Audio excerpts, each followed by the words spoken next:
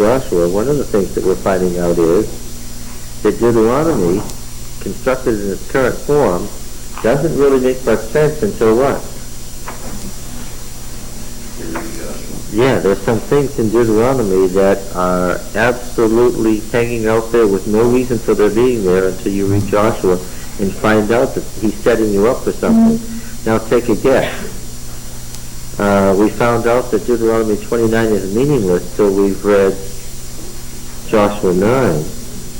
You don't have any idea why it's there or even what it's alluding to. It doesn't make any sense. Do you think there might be other parts of Deuteronomy that are setups for something that's coming? Now look, I'm going to say this again. The origin of the material is not the same as the dating of the book, right? Remember that Jeremiah and his editors are using ancient material that's been handed down through the prophetic movement from the Moshite priesthood. We're not saying that the age of the Deuteronomic history is the age of the origin of this stuff. Don't get that confusion. But, I'm going to say again, an undertaking like the writing of Deuteronomy, Joshua, Judges, Kings, Samuel, and Kings was a monstrous undertaking. It's the work of years. It's the work of, has to be great many people, and the kind of stuff we find in Joshua alone. The city lists, the administrative districts, the borders.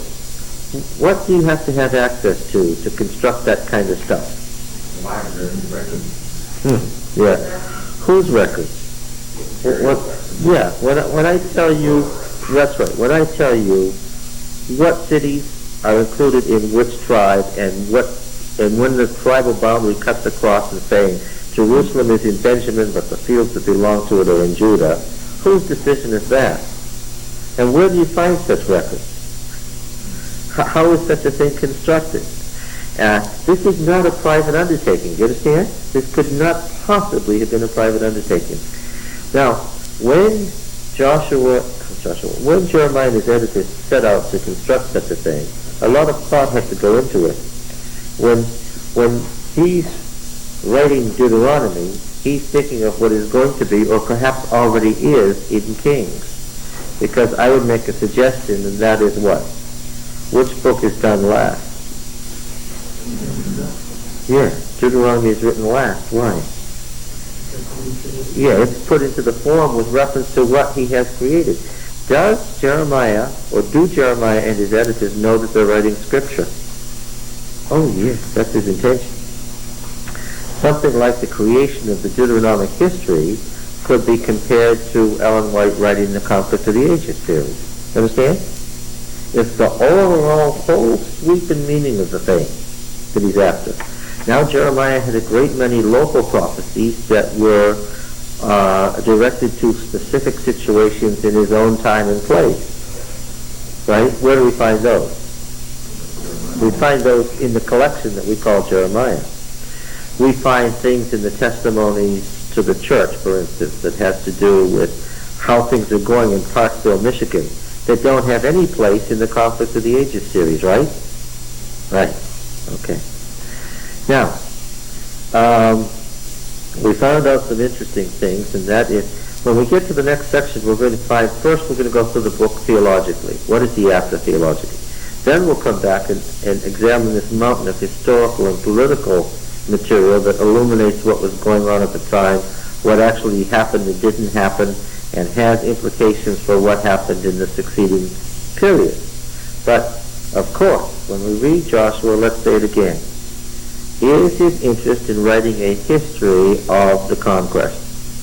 It is explicitly not his interest in writing a history of the conquest. What is he doing? He's writing a theology of how Israel got on the land, why it got on the land, what right it has to the land, and what right it doesn't have to the land. Why? He's looking forward to the fact that Israel has already been destroyed and Judah is about to be, unless something changes dramatically. Okay?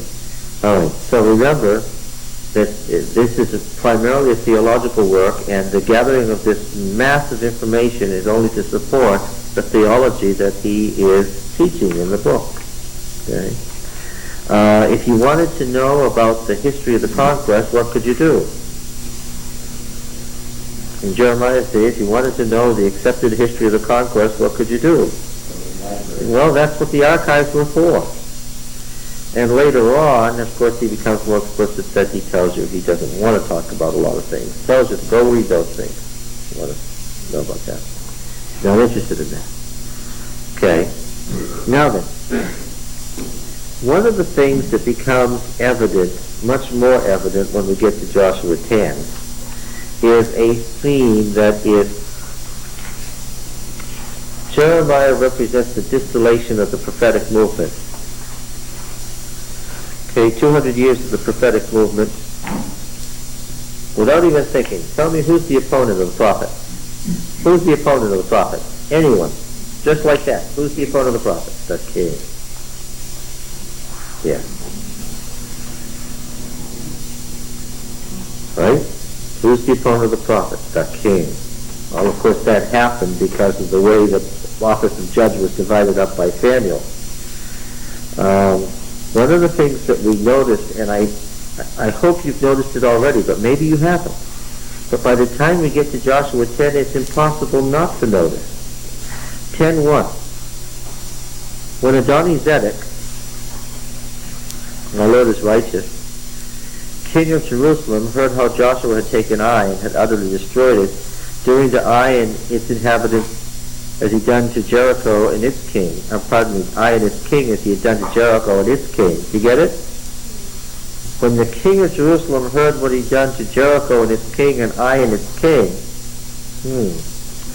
how the inhabitants of Gibeon had made peace with Israel and were among them, they, meaning the king, spared greatly, because Gibeon was a great city, like one of the royal cities, and because it was greater than Ai, and all its men were mighty.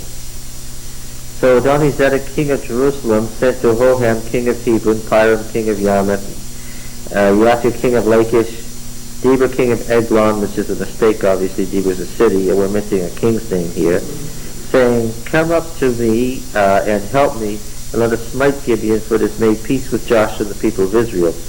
Then the 5 kings of the Amorites, the king of Jerusalem, the king of Hebron, the king of Yarmouth, the king of Lachish, the king of Eglon, gathered their forces and went up with all their armies and encamped against Gibeon and made war against it.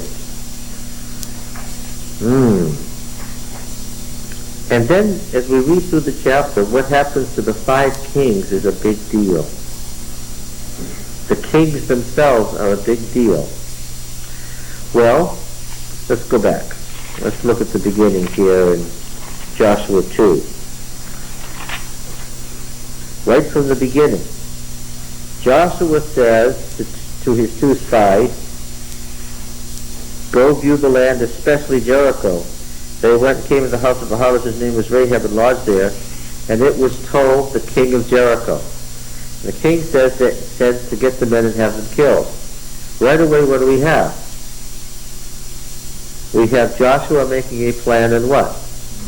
The local king trying to thwart the plan, right? Okay. Now, when we find out what they actually do to Jericho, what do they do when they finally deal with Jericho? They destroy it and its king. Well, that's not a surprise. Of course, they saved the harlot and her family for reasons that we've discussed in detail. Now look at the thing about Ai. Same thing.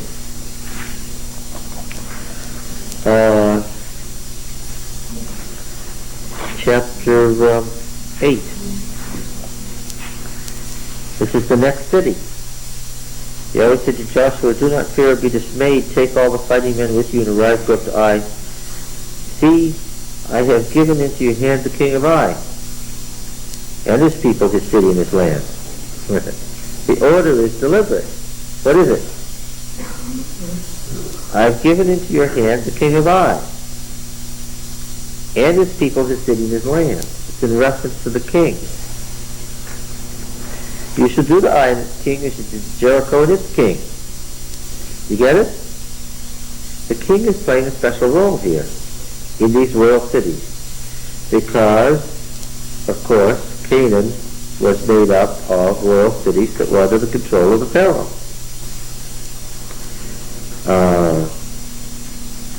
14th century Palestine was a collection of city-states, walled cities with villages around them, made up of peasants, with a king and his military caste who ruled over them. There was no middle class. The great majority of the people were peasants.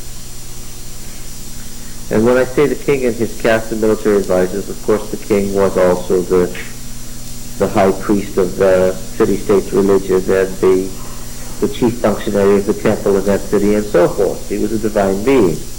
Okay? So we understand then why the kings would play a special role in the story. Right? And is he indeed following the theme of the kings? He certainly is. We're going to see it made more and more explicit.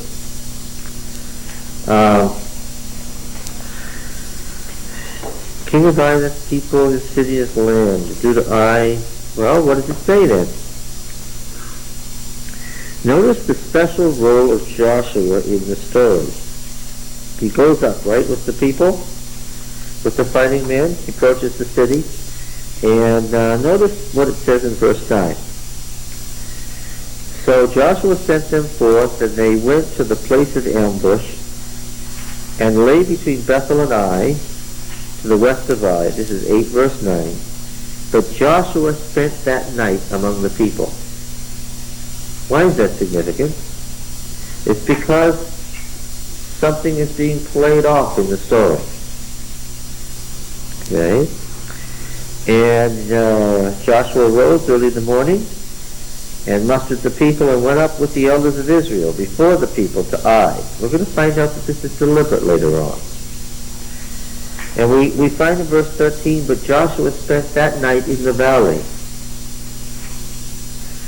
Verse 14, and when the king of Ai saw this, he and all his people, the men of the city, made haste and went out.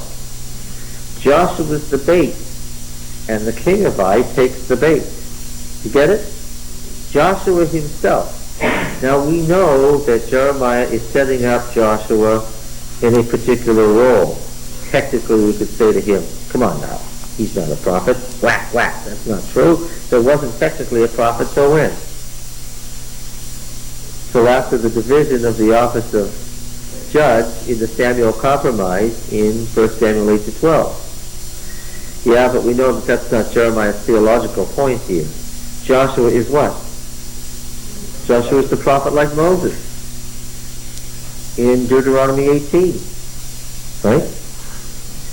And he has a lot to say about the role and the theology of prophets, the person of prophets, the relation to kings, and he is already building his case here. What ultimately happens? Well, verse 23, the king of Ai they took alive and brought him to Joshua. This is not good for the king of Ai, by the way. When Israel had finished slaughtering the inhabitants of Ai in the open wilderness, where they pursued them, and all of them to the very last had fallen by the edge of the sword, all Israel turned to Ai and smote it with the edge of the sword, and all who fell that day, men and women, were 12,000. All the people died, but Joshua did not draw back his hand, with which he stretched out the javelin until he utterly destroyed all the inhabitants of Ai. Only the cattle, this is part of his theology too, and the spoil of that city Israel took as their booty, according to the word of Yahweh which he commanded Joshua. So when the word of Yahweh is commanded directly to Joshua, what does that make Joshua? Moses, the prophet. So Joshua burned Ai and made it forever a heap of ruins as it is to this day. And he hangs the king of Ai on a tree. Well, what does that say about the king of Ai? Deuteronomy 21:22. Deuteronomy 21:22. You remember this verse? Yes. The person who, yes. And this is interesting. 21:22.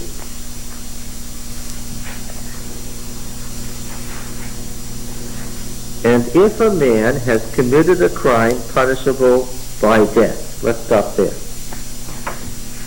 What had the king of Ai done? Remember, Joshua was written with reference to the book of Deuteronomy. Okay, this is the first explicit mention of anybody being hanged on a tree.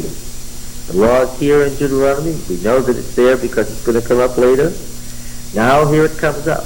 What had the king of Ai done that was a crime punishable by death?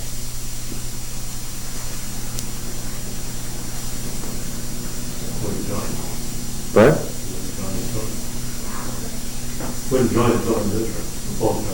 He opposed Joshua. Yeah, first you said he wouldn't join the children of Israel, which isn't really the point in Joshua chapter, what chapter is this that we're in here? 8. What had he done? Verse 14. Joshua stationed himself in front of the people as the bait. They were out in the open field, and the people in ambush were in the valley hidden. But what did the king do? He rose with all his people and made haste and went to the descent to meet Israel in battle. What did he intend to do? Kill Joshua. You've got to get it. The point is saying that Joshua spent that night among the people. The next night he spent in the valley. To tell us physically where Joshua is to say what? Joshua placed himself where the king of Ai could see him, and the king of Ai decided to do what? To kill him. And, catch this, when kings decide to kill prophets, we're going to see this later. Trust me, this is part of the theology. When kings decide to kill prophets, what happens to them? They get killed by prophets. We're going to see that a lot. What had the king of Ai done that caused him to be hanged on a tree? He tried to kill Joshua. That's the answer. All right. Now then, if a man has committed a crime punishable by death and he is put to death, and you hang him on a tree, his body, well, why would you hang him on a tree? Because a hanged man is cursed by God. His body shall not remain all night on the tree, but you shall bury him the same day, for a hanged man is cursed by God. So, Joshua is killing him and then hanging his body on a tree is to say what? This is somebody who what? Is especially cursed. Get it? Making a big point here. All right.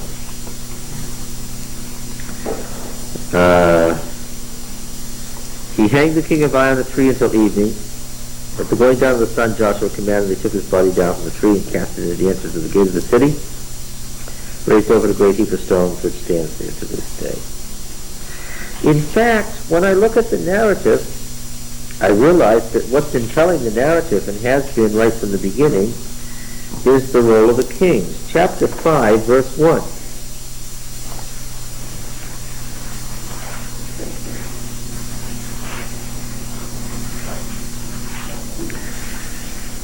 When all the kings of the Amorites that were beyond the Jordan to the west, and all the those are the people of the hill country, Amorites is the hill country, and all the kings of the Canaanites, using the proper Egyptian terminology, meaning those of the coastal plain and the Jezreel Valley and the northern Jordan Valley of Bethshan, and all the kings of the Canaanites that were by the sea, heard that Yahweh had dried up the waters of the Jordan for the people of Israel until they crossed over. Their heart melted, and there was no longer any spirit in them because of the people of Israel. When all the kings of the Amorites and the Canaanites heard, when all the kings of the Amorites and Canaanites heard. All right? Now, what do we have here? Verse 9:1. This is what's driving the narrative. 9:1. When all the kings who were beyond the Jordan in the hill country and in the lowland, same designation, all along the coast of the great sea toward Lebanon, the Hittites, Amorites, Canaanites, Perizzites, Hivites, and Jebusites heard. When all the kings heard this, they gathered together with one accord to fight Joshua and Israel. You get it? after Canaan here somewhere? Sounds like it. 10:1. What pattern do you think we're going to see? When Adoni-Zedek, king of Jerusalem, heard, get it, what Joshua had done, he gathered these other kings, he encamped against Gibeon, and made war against it. Right? Yeah. Now something's going to happen. 11:1. When Jabin, king of Hazor, heard this, right? What's moving us from narrative to narrative is what? Joshua does something, the kings hear it, and that creates the next story. So I could say that this is what? Joshua versus the kings of Canaan. Yeah. And I'm not surprised that the whole section ends 12:1. Now these are the kings of the land. Verse 7. These are the kings of the land whom Joshua and the people of Israel defeated. Right? So we have a very special and very deliberate role for the king. And in fact, the kings, and the fact that these are royal cities, and that these are local city-states under the control of the Pharaoh, is part of the theology that's in coloring the book, and he hasn't made it clear yet. We're going to have to get further on to see where he's headed with this. So let's go back to 10 where we were.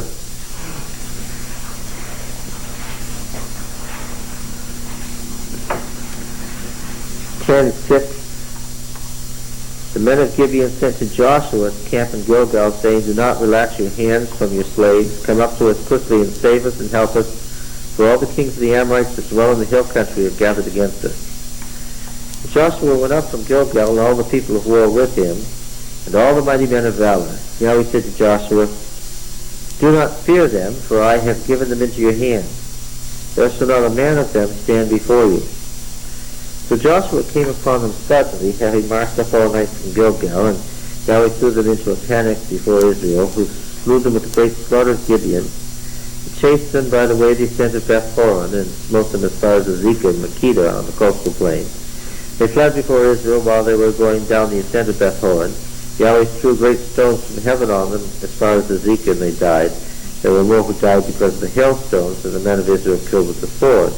As is always the case, and we saw in the preceding story, they killed a common man first, and then what does the story turn to? The king. Verse 16, these 5 kings fled and hid themselves in the cave at Makkedah. It was told Joshua, the 5 kings had been found hidden in the cave at Makkedah. Joshua said, roll thy stones against the mouth of the cave, put men by it to guard them, but do not stay there yourselves. Pursue your enemies, fall on their rear, do not let them enter their cities, for Yahweh God has given them into your hand. When Joshua and the men of Israel had finished slaying them with a very great slaughter, until they were wiped out, and when the remnant which remained of them had entered into the fortified cities, that's a very tricky verse, and we're going to come back to it. They were wiped out, you see, except for what? Except for those who weren't wiped out. All the people returned safe to Joshua at the camp at Makkedah. Not a man moved his tongue against the people of Israel. Then Joshua said, open the mouth of the cave and bring those 5 kings out to me from the cave. What did you say you were expecting? A big hanging? And they did so and brought those 5 kings out to him from the cave, the king of Jerusalem, Hebron, Yarmouth, Lachish, and Eglon. When they brought those kings out to Joshua, Joshua summoned all the men of Israel and said to the chiefs of the men of war who had gone with him, come near, put your feet on the necks of these kings. Those kings become these kings. Then they came near and put their feet on their necks. Joshua said to them, do not be afraid or dismayed, be strong and of good courage, which we've seen as a theme. For thus Yahweh will do to all your enemies against whom you fight. And afterward Joshua smote them and put them to death and hung them on 5 trees. And they hung upon the trees until evening, but at the time of the going down of the sun, Joshua commanded. They took them down from the trees and threw them into the cave where they had hidden themselves. They set great stones against the mouth of the cave, which remain there to this very day. Can we make a point about this hanging on the trees? They weren't hanging these people. They weren't crucified. No, they weren't crucified. They were killed and displayed as trophies. That's what the hanging in the tree was. Right. Hung them up. They're dead. Trophies. Yeah, they're dead. They hanged their bodies. Right. Oh, no. No. Drapes on the branches. The word smote there is a technical Hebrew verb for piercing somebody with a javelin or a sword. And I gather since javelin has been mentioned several times with Joshua, that the idea is that Joshua personally did what? He personally put them to death. We're going to see Samuel hacking the king Agag to pieces with a sword later. And that's the way prophets are. We're going to find that out with Jeremiah. And Jeremiah is only thinly veiling the fact that he's willing to kill Josiah's sons. And we're going to find that out later.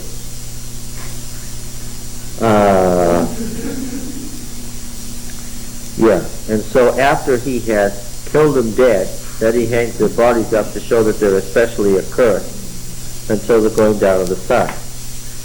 The point... This isn't like the Romans crucifying No. or the Scythians impaling or anything like that. They were killed quickly. They weren't tortured to death or killed slowly. They were whacked. And then they displayed them like trophies, like elephant heads or whatever. And of course, putting them back, taking them down right away is so that the bodies don't putrefy the way it wasn't an idea of turning it into a macabre thing. And Joshua took Makkedah that day and smote it and its king with the edge of the sword. It's very specific, isn't it? He utterly destroyed every person in it. He left none remaining. He did to the king of Makkedah as he done to the king of Jericho. It becomes the symbol here. The king is the point, isn't it? Then Joshua passed on from Makkedah to on the coastal plain, all Israel with him to Libnah, and fought against Libnah. Yahweh gave it also and its king into the hand of Israel. And he smote it with the edge of the sword, and every person in it. He left none remaining in it. He did to its king as he done to the king of Jericho. Joshua passed on from Libnah, and all Israel with him to Lachish, and laid siege to it and assaulted it. And Yahweh gave Lachish into the hand of Israel, and he took it on the second day, and smote it with the edge of the sword, every person in it as he done to Libnah. Then the whole king of Gezer came up to the help of Lachish, and this is true to the facts. The amount of letters show us that Gezer was in league with Lachish, and Gezer was the district capital of the Philistines, and Gezer tried to aid Lachish in the Amarna letters. The Amarna letters, in the 14th century, a kind of monotheism developed in Egypt under King Amenhotep IV. And he changed the major national god of Egypt from Amun-Ra, the former chief deity, to the Aten globe, the sun globe that became the solely worshipped deity, and he was the personification of the sun globe, and so he was to be worshipped as the sole deity. This is actually an outbreak of royal monotheism. And Amenhotep IV moved the capital from Thebes, the ancient center of Amun worship, to a newer capital, more centrally located further north, that is further down it's hard to remember, the Nile flows north, so downriver is north, further down the Nile, and he named this city Akhenaten, the royal residence of the Aten disk, or the Aten globe. And they actually overthrew the 1,000-year-old worship of Amun for this new chief deity, Aten. And he changed his name from Amenhotep, which of course has Amun right in it, to Akhenaten, the Aten, the favored one of the Aten globe. And you remember his wife Nefertiti, the beautiful one, has come, whose head we see everywhere. And I have a head of Nefertiti sitting on my toilet. I don't know how she ended up there, but we distribute our knickknacks through the house, and she ended up there. But we get to see her every day that way. And things didn't turn out well. You don't overthrow the major priesthood and the major temple of your country that old. You don't overthrow religious tradition. Have I made this point before? He came to a sad end. First, Queen Nefertiti disappeared, and then he was done in. And this capital then was left in total ruins. And this temple he had built in Thebes to the Aten globe, more than a mile long, was razed. This temple was more than a mile long, and they razed it to the ground and used it for paving stones. And you turn the paving stones over and make the incisions that show these great panorama. They put it all through computers so they can show you what the temple looked like and what these incisions carve out, what they say and mean, because it was pictographic, remember. Now, anybody who would raise a brand new temple over a mile long and turn it into paving stones means that they must have been a bit upset, right? And you remember what happened when Akhenaten met his untimely and sudden death, and they razed his capital, and they moved everything back. This grandnephew of his suddenly was 9 years old, was taken over and made the pharaoh, and we know him as Tutankhamun, who was born Tutankhaten, and whose name was changed when Uncle died. Okay? Now this was just at the time of the high date of the Exodus would place the invasion of Joshua. Just at that time. And interestingly, the kings of the city-states of Palestine were writing desperate, complaining letters, exceedingly, hundreds of them, to the Pharaoh, complaining more and more bitterly that the Pharaoh is doing anything to protect the Egyptian province of Canaan from the Habiru, that is, the Hebrews. And that they're marauding through the whole land, and that they set up their capital in Shechem. And that they now have a kingdom that extends throughout the hill country from the valley of Hezbollah in the north all the way to the edges of the king of Jerusalem's territory. And these various kings of these city-states write, and they accuse each other of siding with the Hebrews. And they want the Pharaoh to send an army to put the Hebrews down. And they get more and more desperate because they tell the Pharaoh if he doesn't hurry, they're going to be butchered. And what did Akhenaten do about this? Nothing. Absolutely nothing. Which is interesting. And of course, one by one, you don't get letters anymore, because then you get letters saying King so-and-so has been killed by the Hebrews, the Habiru, marauding across the land. Now, of course, the folks who believe in the low days of the Exodus want to warn us constantly. These Habiru aren't the Hebrews of the book of Joshua. Don't get them confused. But of course, if you accept the high date of the Exodus, you say what? They're exactly the Hebrews of the Exodus, and that's exactly what happened. If that's true, then, according to the letters that were being written, the reason we don't hear about any war against Shechem and so forth is what? Those cities simply joined. And the reason that the story is so uneven in Joshua is, you get the idea in Joshua that Joshua mowed down all the cities, right? But then you notice that there are only 30 cities. Why? Because the others did what? Joined. And what did they become? Israel. Yes. So you mustn't get the impression that Israel was the descendants of Abraham or the descendants of those folks who fled out of Egypt on the Passover night. Right? First of all, the folks who fled out of Egypt on Passover night were not the descendants of Abraham. Why? There was a rabble of the mixed multitude that were Egyptians, and we noticed names like Hophni and Phinehas, which are Egyptian names, right? And then as soon as they got to the wilderness, what happened? Then the Kenites and the Kenizzites and all these other folks did what? They joined. The Jerachmeelites and all those people joined, so that by the time they got to Canaan, what? Israel was a lot. Now they camped at Kadesh Barnea in the largest oasis in the southern desert.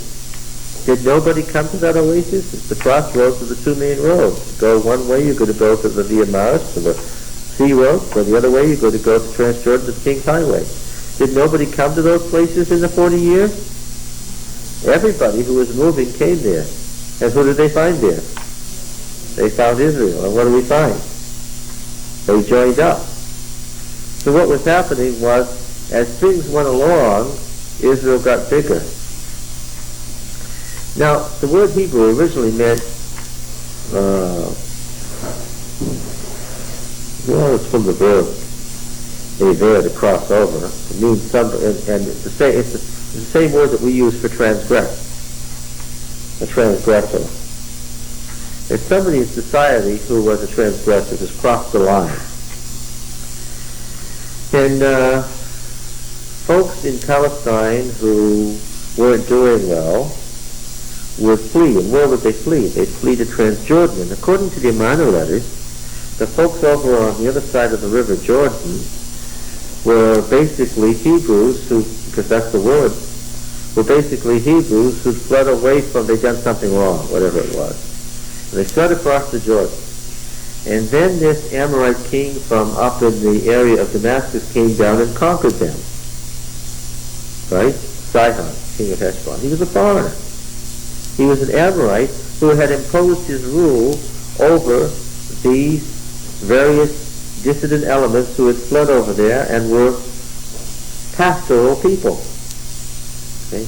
And they were in refuge from the city-states of Palestine, from the city culture of Palestine. So when Israel came along, this group of Hebrews came along up the highway from the south, conquering everything in their path. What do you think the populace did? Said, oh, let's not join with these Hebrew brothers who are also refugees and slaves from Egypt. Let's side with this Amorite king that we hate. No, that's not what they did. What they do.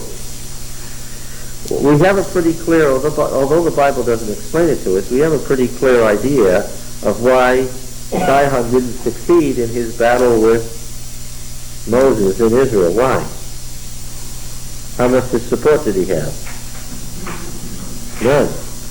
And now all those people over there in Transjordan, what were they? Hebrews. And we find the names of their cities and towns get grafted into the genealogy of Gad and Reuben and Manasseh. Right? They just became the descendants of Abraham. They just became members of the tribe. Seeing these developments in Transjordan, how did the kings of the city-states feel? Well, it depends on which city-state, right? Obviously, the Gibeonites and the Shechemites said what? We don't like the Pharaoh anyway. Because what the Bible doesn't tell us was that Canaan was under the control of the Pharaoh at this time.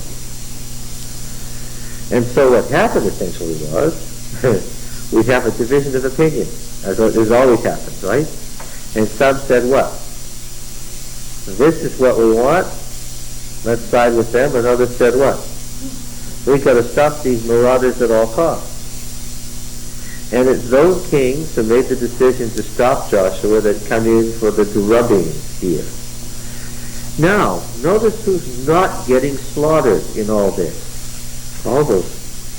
We always hear, if you got the idea, if you had the idea, that Joshua came into Canaan and he went straight west and then he turned south and then he turned north, and by the time it was over the whole land was a smoking ruin, that didn't happen. Nothing even close to that happened. what happened according to the record as Jeremiah writes it. 30 city-states did what? 30 city-states opposed. And what happened to them? The king and their men were killed. Yeah. And some of them. Yeah. Those belonging to them who sided with them. Now, that's interesting because when I look back at Deuteronomy, I didn't notice it, but who was the enemy that was to be slaughtered? Deuteronomy 20, verse 10. Shorty, this is for you. We've already read over and over and over again by this point in Deuteronomy that you're to love the alien and the sojourner because you were an alien and sojourner in the land of Egypt. You're to love him and protect him, right? Why are they doing all this loving of aliens and sojourners? Because what? They're picking them up as they go along. Well, who is it? When you draw near a city to fight against it, offer terms of peace to it. If it answers to you as peace and it opens you, then all the people who are found in it shall do forced labor and serve you. It makes no peace, makes war against you, besiege it. When Yahweh your God gives it your hand, pull all its males to the sword. The women, the little ones, the cattle, and everything in the city, and all its spoil, shall take as booty for yourselves. You shall enjoy the spoil of your enemies, which Yahweh your God has given you. Thus you shall do to all the cities which are very far from you, which are not the cities of the nations here. But by the way, this is written all from the viewpoint of in Palestine, isn't it? But if the cities of these peoples that Yahweh your God gives you for an inheritance, you shall save alive nothing that breathes. In either case, what's being attacked? In either case, what's being attacked? A city. What is a city? Huh? Who lived inside the city? What was a city? Center of government, religion, economic. What defined the city? It had walls. That's the biggest thing that defined the city. How did you know when you were in the city? If you noticed a wall before you got to the center, you were in a city. The very word Ir, which is translated city, means fortress, fortification. That's the definition of the term in Hebrew. We could say, if we wanted to, instead of cities, what? Fortresses. We could say fortresses, and to get across the idea in our mind of what we're talking about here. Now these fortresses, where the king and his noblemen and his military, and the temple, of course, which was what gave the city its power because of the local deity, all of that was part of the city. And then the peasants who lived outside the walls in all these villages, they had to do what they were told. Why? Well, yeah, and also, not just, it's protection in the mafia sense. You give me your money and I'll protect you. Yes. Well, who do I need protection from? You may feel you need protection from me, but don't worry about it. Yeah. You mentioned the 30 kings reversed, also mentioned 31. Yeah, I'm coming to that.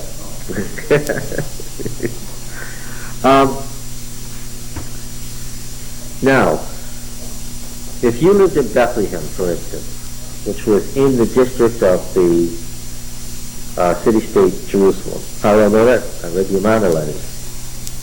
King of Jerusalem told me so.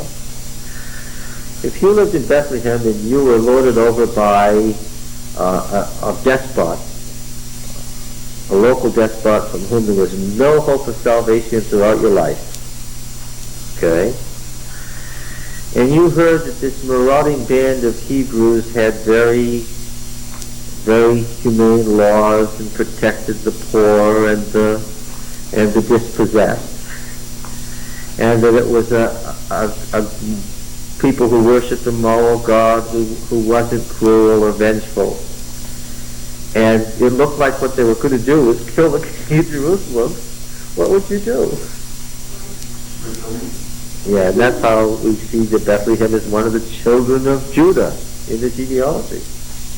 How did these city names get in here as the children of these tribes? How do these cities and towns throughout Palestine suddenly become part of the genealogy that we find here? Well, it's very simple how they did. What did they do? They were waiting, and when the Hebrew invaders came, what? Yeah, they were right there to join up. So that what was happening to the population of Palestine? Was it getting mowed down? All those Canaanite children. Like a Palestine liberation. Yeah, that's right. Yeah. What was really happening was that from the viewpoint of the peasantry of Palestine, this was a liberation to something they wanted to be part of. That's why Joshua has to gather the tribes together in Joshua 24 and tell them, you got to put away your foreign gods and worship Yahweh only. And they say, okay, we'll do that. Why? Is this because the folks who came out of Egypt were still worshiping foreign gods? No. In fact, no such claim is ever made about the second generation under Joshua. Not one bad thing is said about them in the narrative. We gather that they were faithful Yahweh. They did what they were told and they succeeded. Not one bad thing is said about them.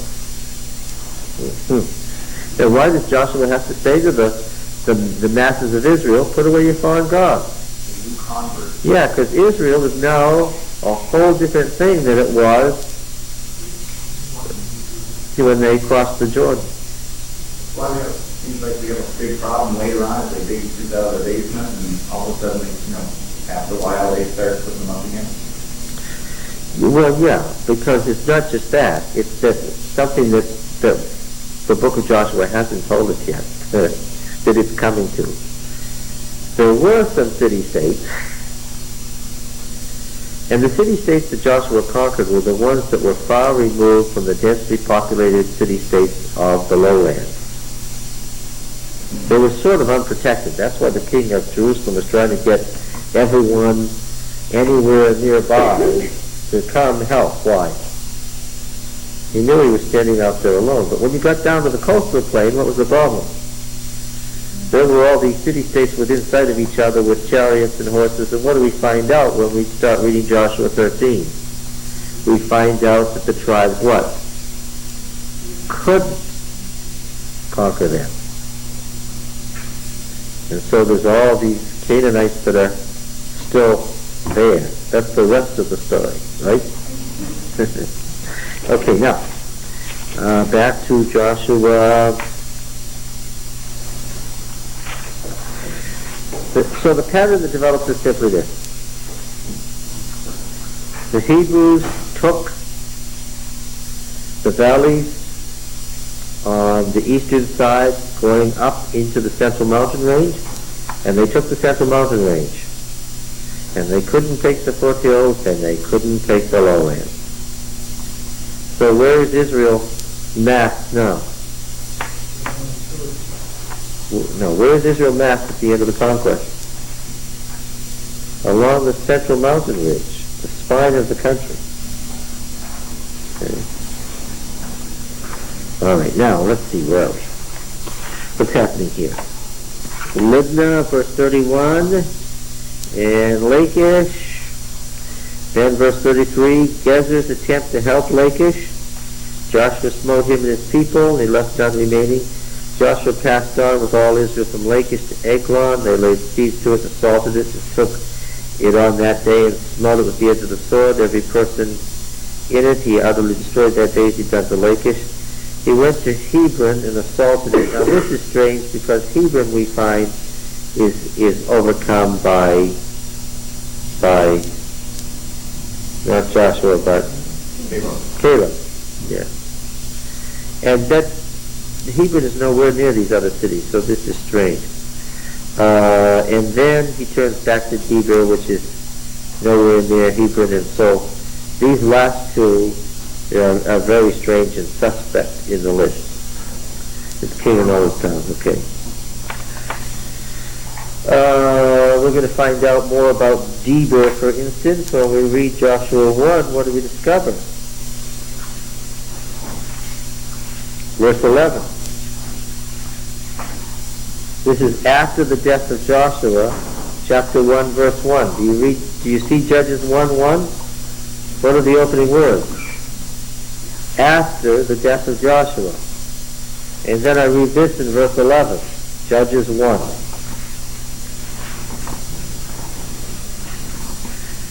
Verse 11, from there they went against the inhabitants of Deber. The name of Deber was formerly Kiriath-Sepher, and Caleb said, he who attacks Kiriath-Sepher, that is Deber, and takes it, I will give him Achsah, my daughter, as wife. And Othniel, the son of Canaan, Caleb's younger brother, took it, and he gave him Achsah, his daughter, as wife. When she came to him, she urged him to ask her father for a field, and she alighted from her ass, and Caleb said to her, what do you wish? He said to him, give me a present, since you've set me in the land of the Negev, the southern Judean desert, give me also some water springs. And Caleb gave her the upper springs and the lower springs, and that's a very detailed story about the taking of Deber. So you see it's a little suspicious that Joshua took it, two cities that are far removed from the coastal plain, way up in the Judean area, when in fact we find out that after the death of Joshua, it hadn't been taken and Caleb directed taking. Can we go back to Shechem? Yeah. Shechem I want to go back to was already in Shechem. possession of Jacob and probably remains so it's not surprising that they would have wound up on that side anyway. That's right. We find it handed over to Manasseh in the second half of the book of Joshua without any comment about how it happens, it and all its sub-cities happen to be in the possession of Israel. And that's what Joshua does. It doesn't comment on all the cities that were possessions of Israel because they came over. And by doing that, either intentionally or unintentionally, he leaves you with the impression that what? Because we don't live there in the 13th century, we don't know all the towns, we don't know that what? There's a lot more towns that aren't being conquered, that end up in Israel's possession. And so it gives us the false impression, surely, that what? That Joshua went in there and killed everybody. But when we look at it more closely, that isn't what happened, and it isn't what the book claims happened at all. And it's not what the book claims God told him to do either. What do? You wipe out the cities that what? Resist you.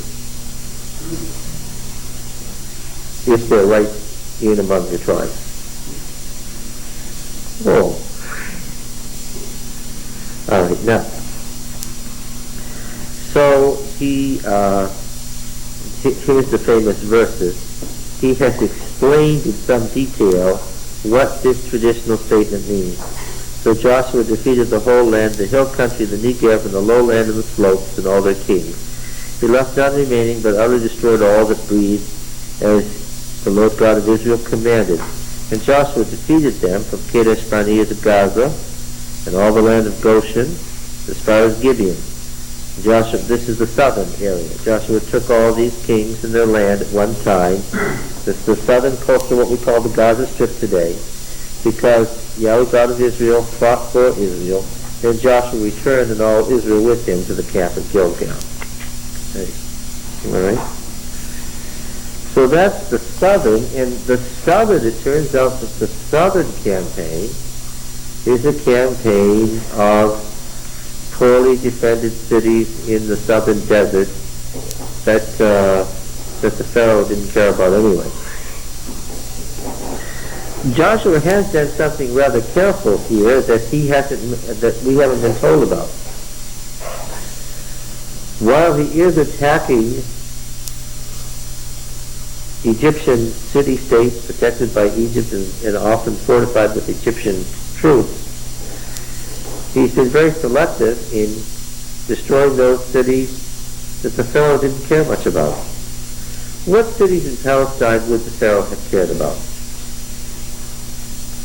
What cities would he have cared about and marched forth with a vast Egyptian army had they been touched? Coastal cities. What? That's right, what? Trade and highway. Yes, the highway. You see, if the king of Jerusalem gets slaughtered, that's oh well.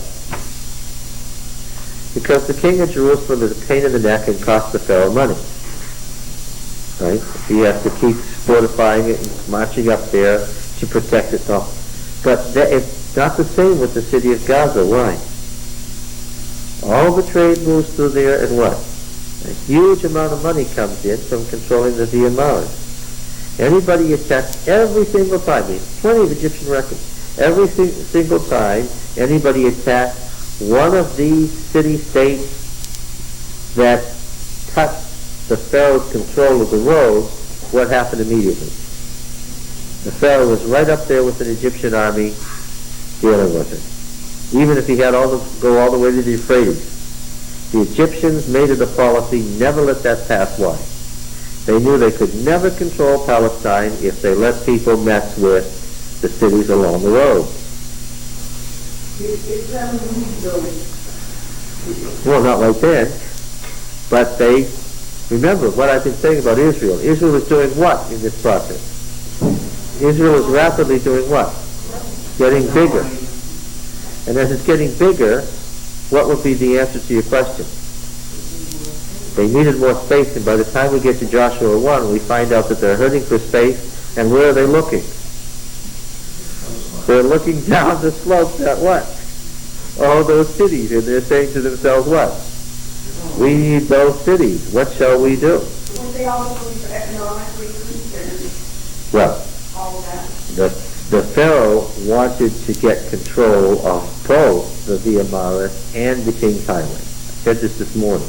Remember, the Aramean states and the states along the northern Mesopotamia wanted to control the inland road.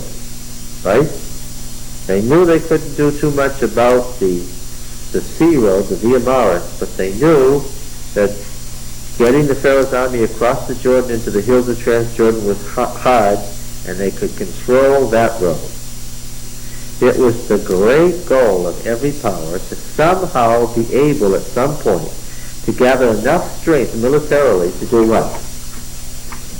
To get control of both roads at the same time.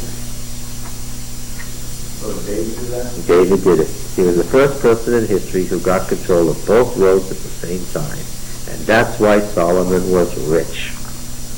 And that brought in enough money that he could have kept a huge army and had they been careful, maintained that empire forever. Once they got control of it, they had the wealth to keep an army strong enough to hold off the Assyrians and the Egyptians forever. But what? What did I say this morning? What happened? They made war on each other. If the Hebrews hadn't made war on each other, they would have been in fine shape. Yeah, okay. Now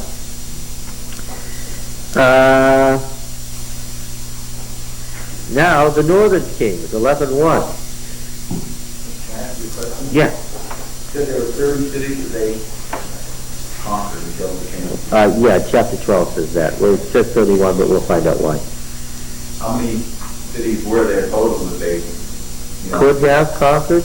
No, I'm not. They could have. But some, how many joined and how many? You say there were 30 that they had to annihilate. So you must have the knowledge of being able to tell the total number of cities that there were at the time. The ones that joined versus the ones that didn't. I would say there was twice as many cities that didn't join as did in the area that they actually settled down in to live in. Only 15 joined them? Mm-hmm. I thought there was a lot more than that. Remember, we're talking only about cities. It doesn't represent the whole population, because the evidence is that outside the cities, as soon as you got within spitting distance of those walls, the peasant class did what? They joined Israel like that. How many, other than cities, how many other peasants were out there? Yes, that's the point.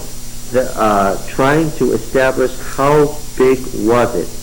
It looks like the Israel of the Judges period was about 2.5 million people. Isn't that interesting?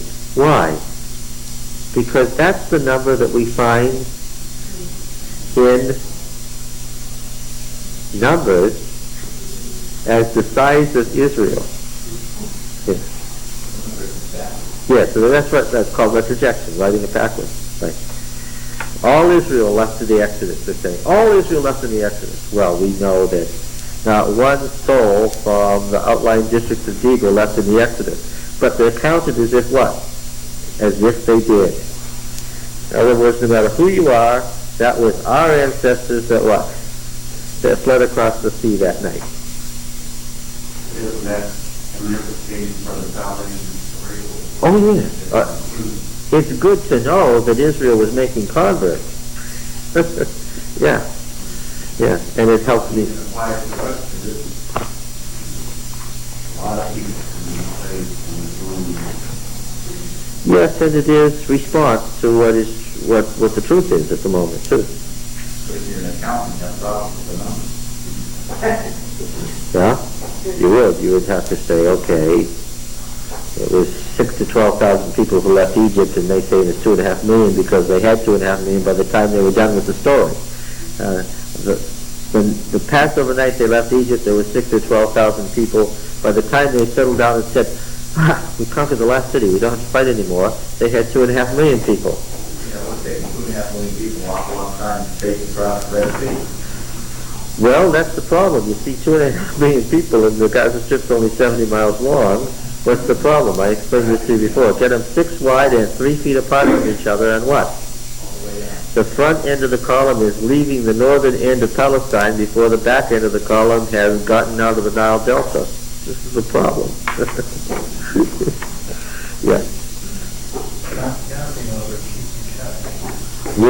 Yeah. Getting people 5 abreast and 3 feet apart from each other isn't even possible when you're talking about agrarian people with tents and cows and children and so forth. Yeah. Well, we could say that based on the structure and the society of Palestine, that the invasion of Joshua was an idea whose time had come. Understand what I mean? All right. When Jabin, king of Hazor, heard of this, 11:1,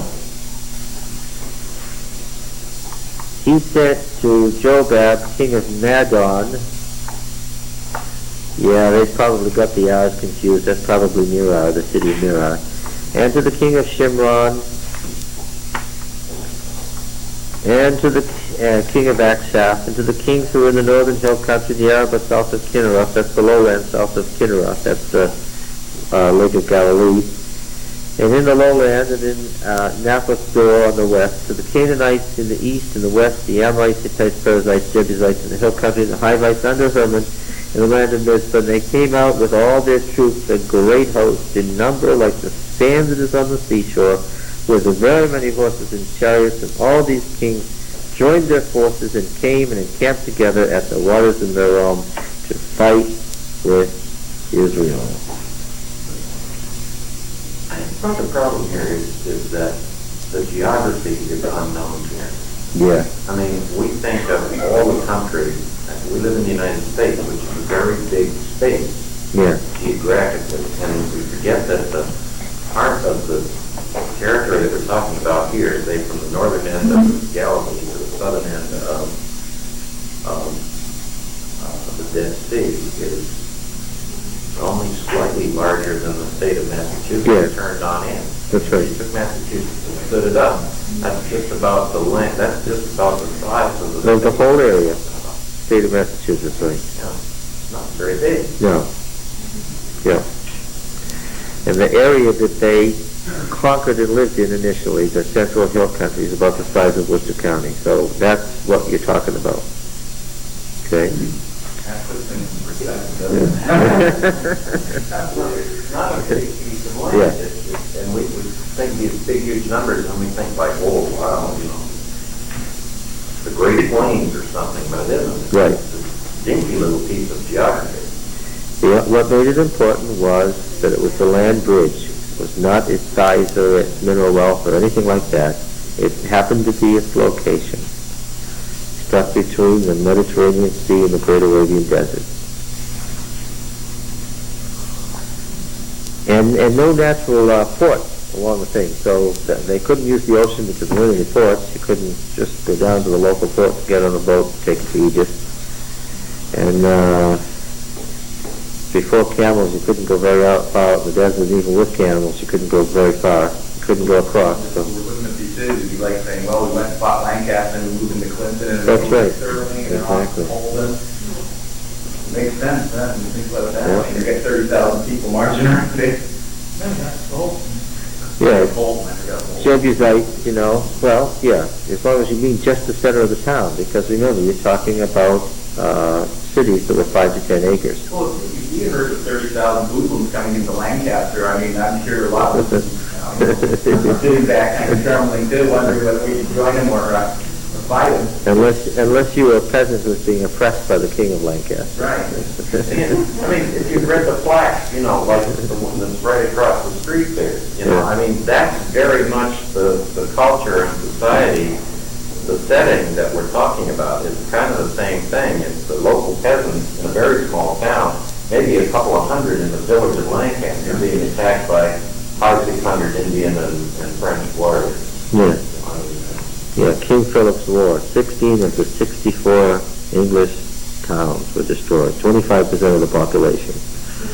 And some of those towns are 30 people. I think I remember that. Okay, and it was a war, just like these wars. And it'd be just as real if you were out there and you had 100 men and they had 100 men and you were getting killed. It'd be just as real, wouldn't it? Yeah. Yes. Well, okay, now this is interesting because here we have chariotry and we have the lowland. Yahweh said to Joshua, do not be afraid of them. This is an escalation here. But tomorrow at this time I will give over all of them slain to Israel. You shall hamstring their horses and burn their chariots with fire. So Joshua came suddenly on them with all his people of war by the waters of Merom and fell on them. Yahweh gave them into the hands of Israel, smote them and chased them as far as Greater Sidon and Misrephoth-Maim, eastward as far as the valley of Mizpah. And they smote them until they left none remaining. And Joshua did to them as Yahweh bade him. He hamstrung their horses and burned their chariots with fire. There's precious little detail here, I might say, too. I really like it. What? I don't know. Huh. Never heard that before. And Joshua turned back at that time and took Hazor, smote its king with the sword, for Hazor formerly was the head of all those kingdoms. All these little kingdoms in Galilee, that's why it's called Galilee of the Nations. You want to read a very interesting book. This book that Yagel Yadin produced after conducting the Hazor excavation is a model of, an absolute model of how to produce a book.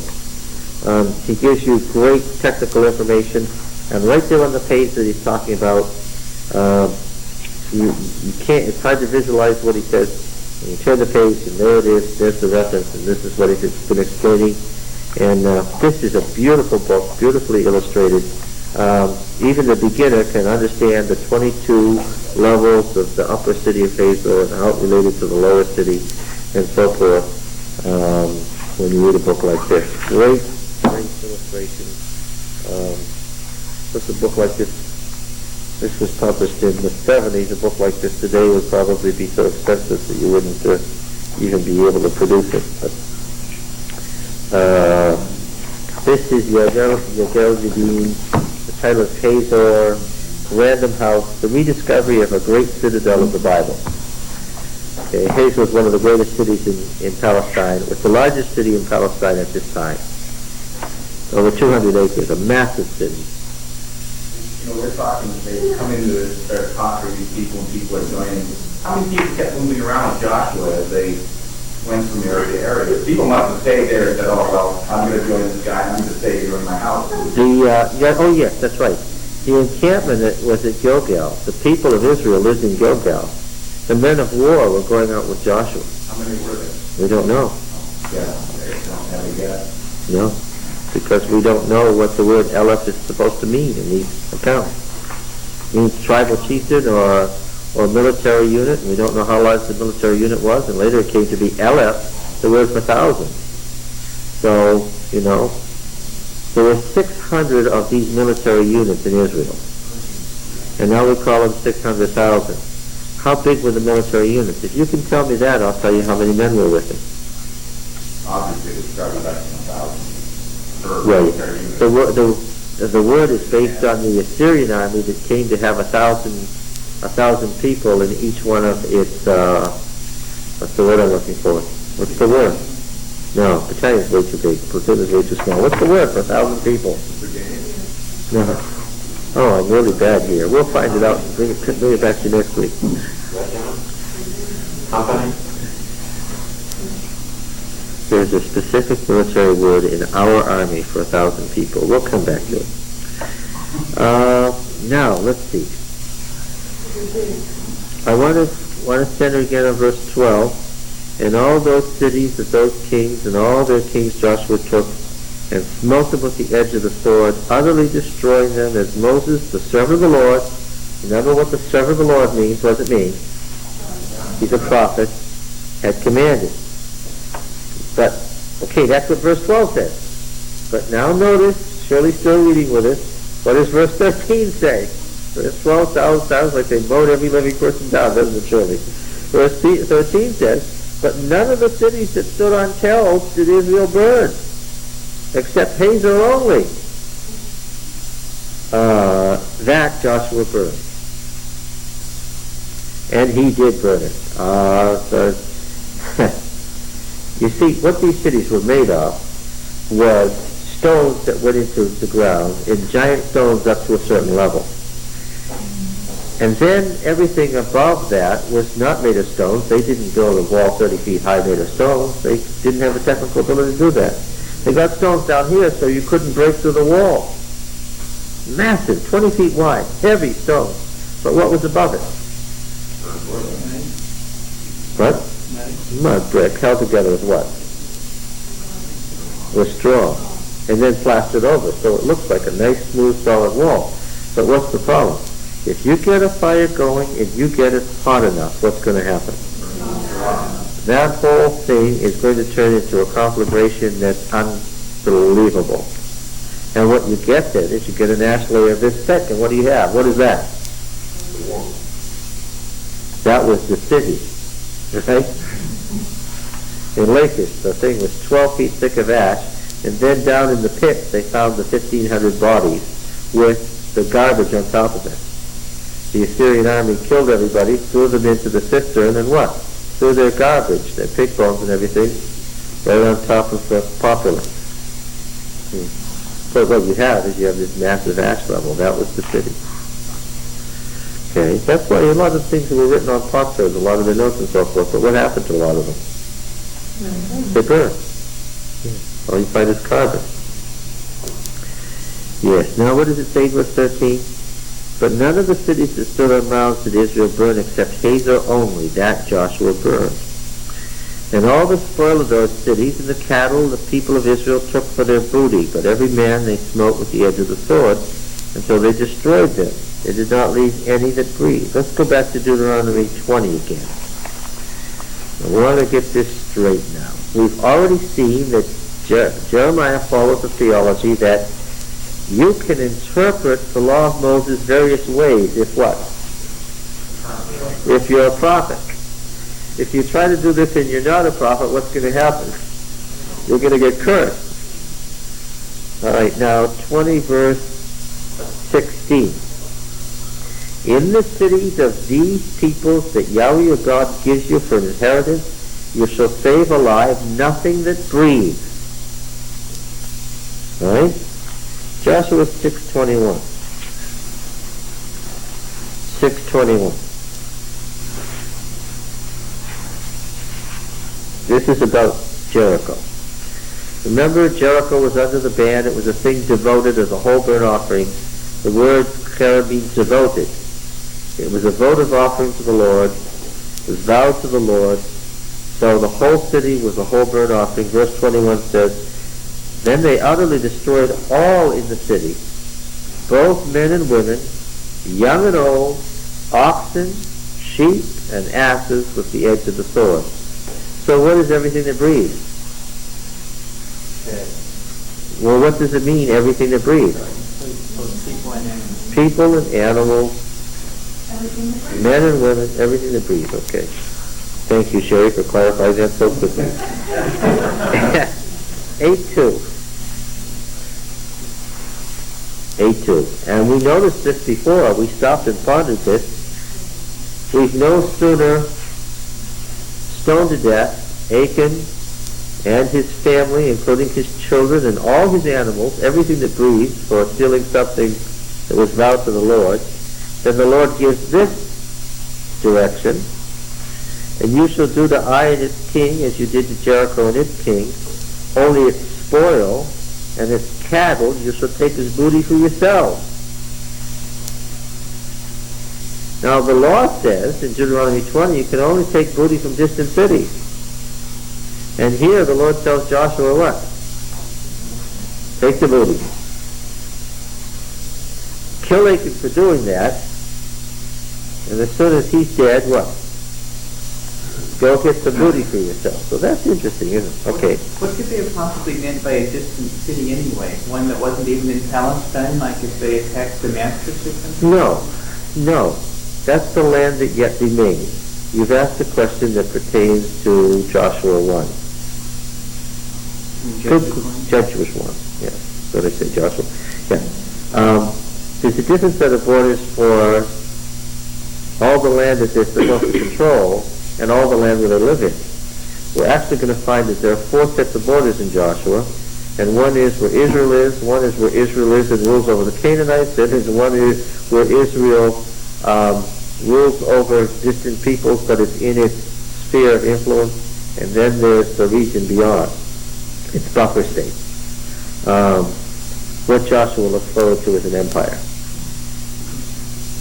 The book of Joshua describes an empire. All right, so now, Deuteronomy was looking forward to an empire. Take a guess. Take a wild guess. Does such an empire appear in the Deuteronomic history? Yes. When? Yeah. Good question. Okay, now, where were we? 8.2, we already did 8.2. 10.20.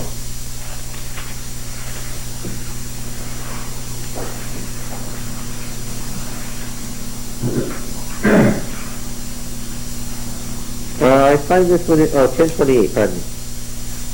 Then Joshua took the key to that day and smote it and its king with the edge of the sword. He utterly destroyed every person in it, left none remaining, making it clear that what?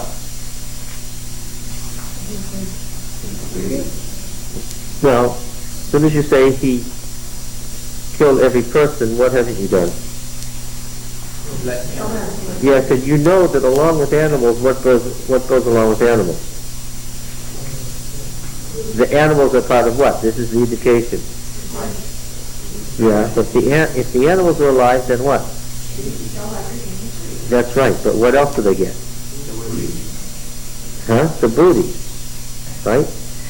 If the animals are killed, the whole thing is going to be burned up with fire. If the animals are alive, we know what? They got the animals and everything else. Yes, in verse 30, Libnah, Yahweh gave it into the hands of the Israel. He smote it with the edge of the sword, and every person in it. 32, every person in it as he done to Libnah. That's Lachish. There's a whole bunch of them. Yeah, the rest of the chapter. Okay. All right. 37, 39, 40. And now we come to this that we've been looking at in chapter 11. Let's read verse 12 again. After saying he burned Hazor with fire, what does it say here? In all the cities of those kings and all their kings, Joshua took and smote them with the edge of the sword, utterly destroying them, as Moses, the servant of the Lord, had commanded.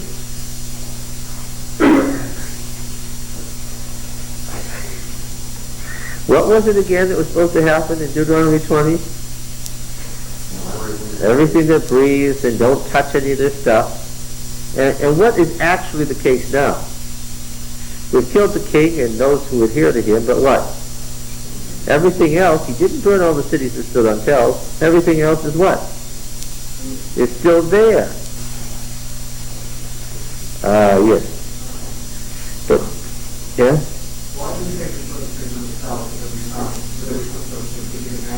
Yeah, because they wanted them.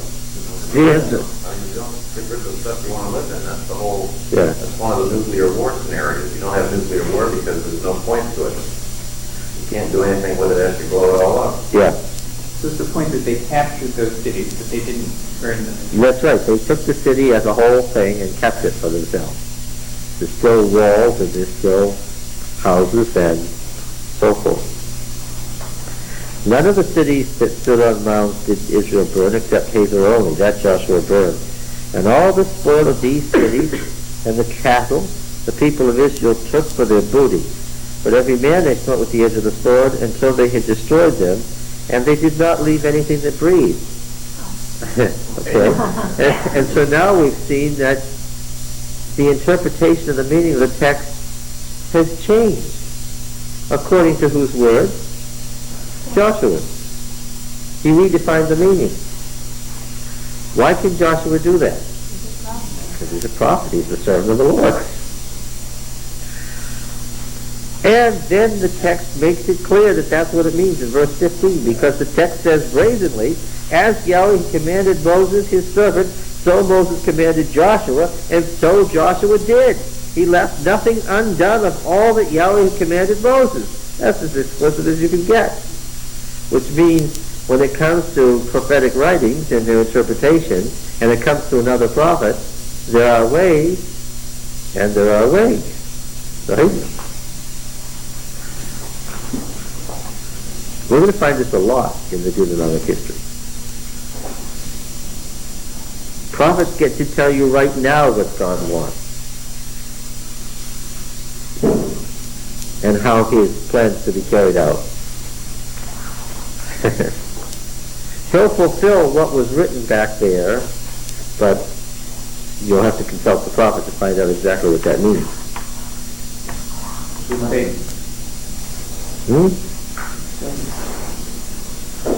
Okay. So what happens when you find a prophet that says this thing is 1939, and he says this thing is 1969, and changed this again in 1989?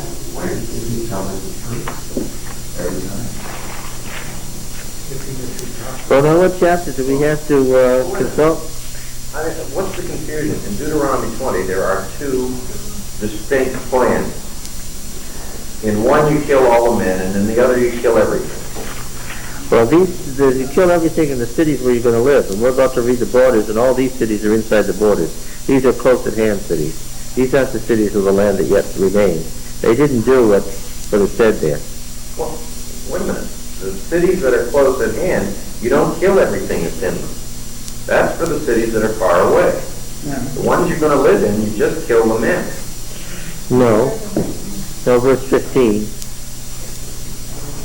Thus you shall do to all the cities that are very far from you, letting people live, which are not cities of the nations here, but in these cities of these people that Yahweh your God gives you for an inheritance, you shall save alive nothing that breathes. These cities here. Fit unless you're going with verse 10 and those 4 verses, those 5 verses. Yeah. Down to 15. Right, and the cities that are far away are those in 10 to 15. Those are the cities that you offer terms of peace, and you kill the males and keep the women and the little ones and the booty. But, verse 17, you shall utterly destroy them. Hittites, Amorites, Canaanites, Perizzites, Hivites, Jebusites. These are the cities we've just been looking at. Okay, so, the point is then that he's beginning to build a theology of prophecy that he's going to, again, we have to consult Deuteronomy 13 and 18. Where if the prophet has the word of the Lord in him, he won't he won't tell you to worship any other gods, he won't consult astrology, he won't, whatever. He'll never speak in the names of God. How may we know? What's the answer? This is an interesting answer in Deuteronomy 18. How may we know the word of which Yahweh has not spoken? Verse 22. When a prophet speaks in the name of the Lord, if the word doesn't come to pass or come true, that's the word which Yahweh has not spoken. The prophet has spoken presumptuously. You need not be afraid of him. If Joshua had said, we don't need to do this, then the next time they attacked the city, they lost and were wiped out, what would we say? Joshua was no prophet. It's the most practical of tests, which is what? It's an incredibly practical, pragmatic test. How do you know who's a true prophet? What? By their fruit, yeah. By what the outcome is of following this one or that one.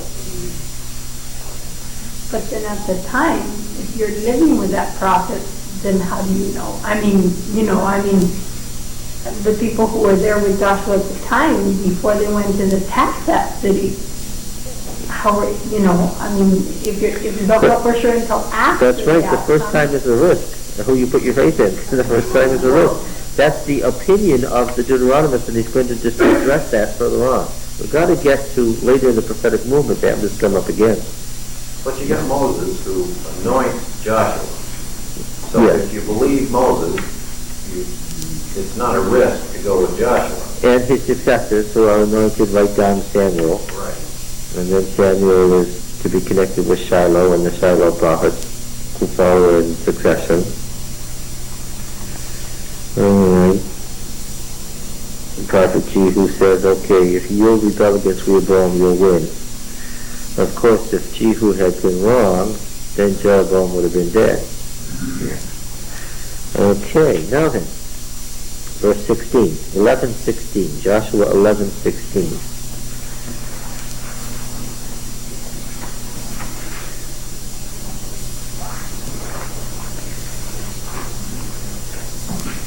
So Joshua took all that land, the hill country and all the lowland, the land of Goshen, Arabah, the hill country of Israel, its lowland, from Mount Halak that rises towards Seir, as far as Baal of Gad, in the valley of Lebanon below Mount Hermon. He took all their kings and smote them and put them to death. Joshua made war a long time with all those kings.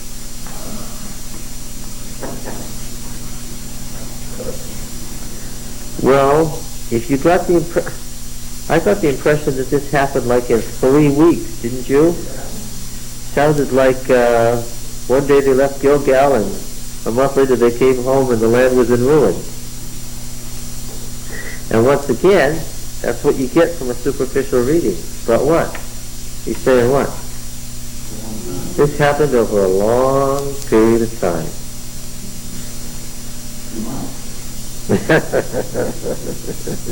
You believe say what a long time is? Oh, it means years, because the next thing that happened is Joshua is ready to die.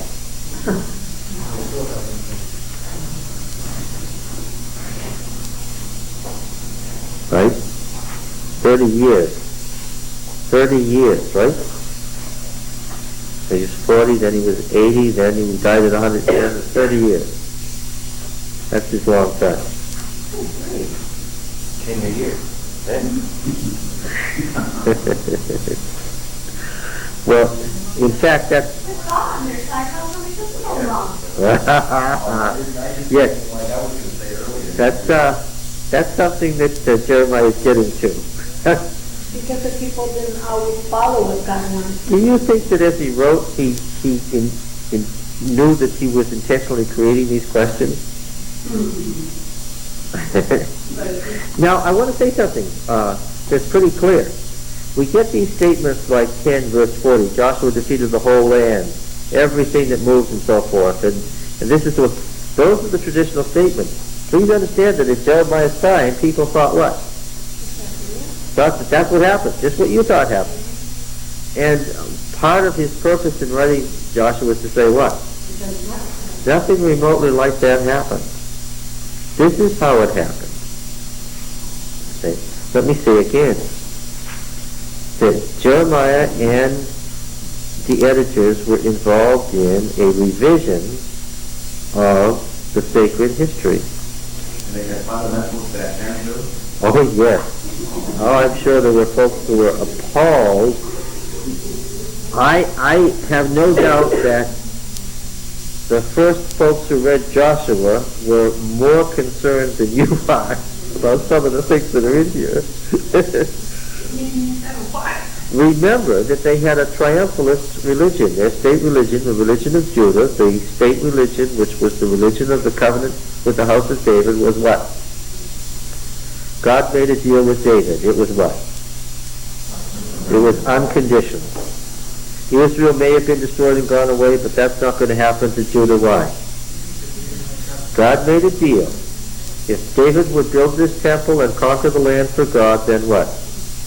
Then God would take care of David and his house forever. And the temple will stand forever. And no Assyrians and no Egyptians and no combination thereof is ever going to conquer this place, no matter what. After all, aren't we the same people who walked in here and slaughtered the entire populace to get this? Didn't God kill everyone in our path to give us this land? And what? And now that we're here, what? We're never going anywhere. This was particularly pronounced in Jeremiah's time. Why? Let us recall. The Assyrians had attacked Jerusalem, hadn't they? The most powerful empire in the history of the world. They had attacked Jerusalem, and what happened? Yes, good. When the king woke up the next morning, his army was dead, and what did people say? Bubonic plague or no, natural cause or no, what did people say? When folks tried to destroy Jerusalem and the king on David's throne, what? Folks get killed. So we don't need to worry about it. And what was Jeremiah busily engaged in? Folks, you better start worrying. Why? God made no such deal. This is what really happened. Okay, now.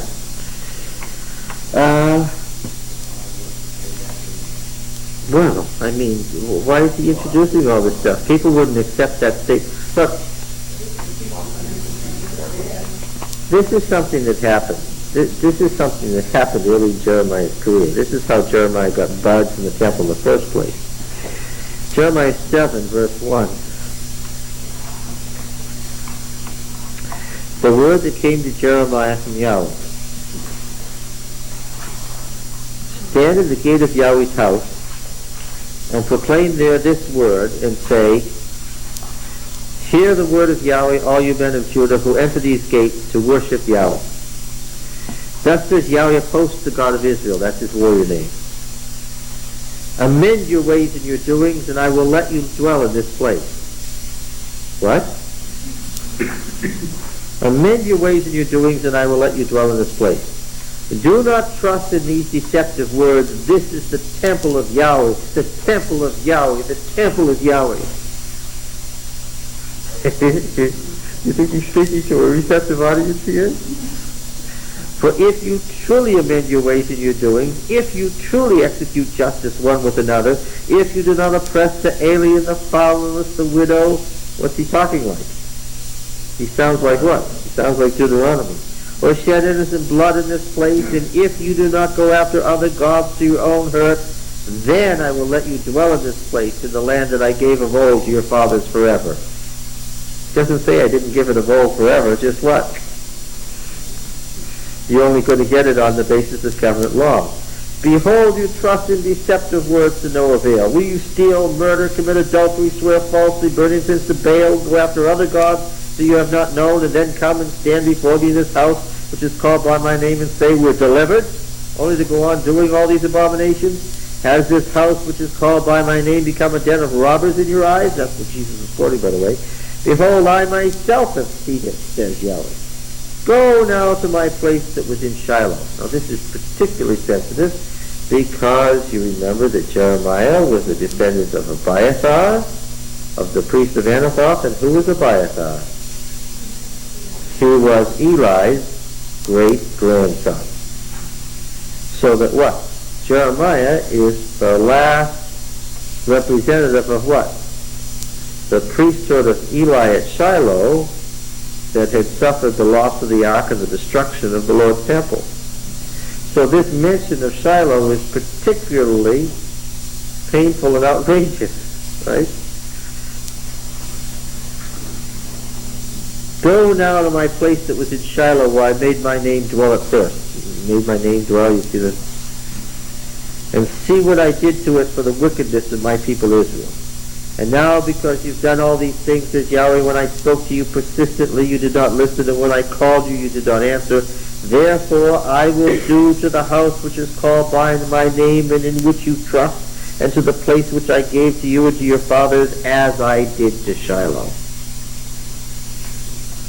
So, and as for you, do not pray for this people or lift up cry or prayer for them, and do not intercede with me, for I do not hear you. That's a direct reference to what? Moses did what when the people were about to be destroyed? He interceded and saved them.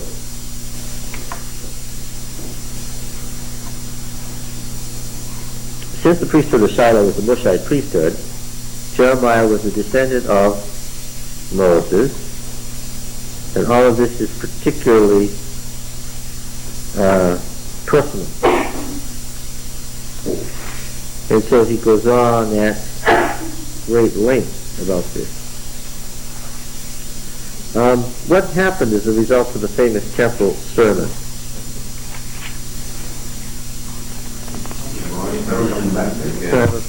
What? Oh yeah.